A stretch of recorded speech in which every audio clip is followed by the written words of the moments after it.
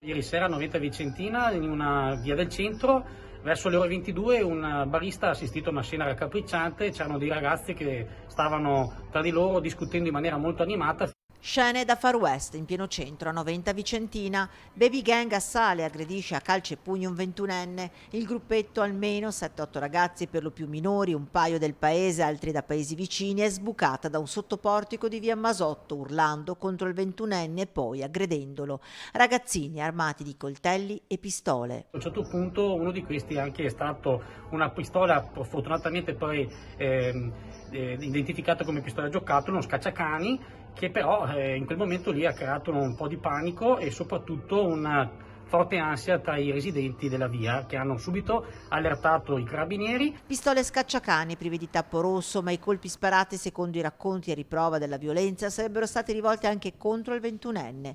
La vittima, residente nel Veronese, era arrivata a Noventa, secondo quanto ricostruito dai carabinieri, per vendere della sostanza stupefacente proprio al gruppetto o ad alcuni di essi. Ma i giovanissimi, a quanto pare, non intendevano pagarla e l'agguato studiato era per rapinare il 21enne spacciatore.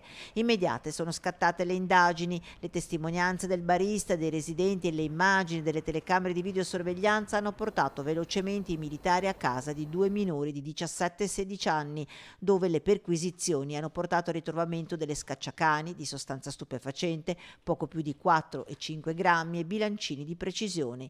I due minori sono stati denunciati per rapina, uno anche per resistenza pubblico ufficiale, alla vista dei militari, è andato in escandescenza aggredendoli.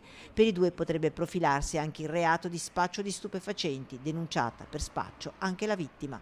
È un fatto estremamente grave, non era mai successo e quindi speriamo insomma che questo sia veramente l'unico e rimarrà tale.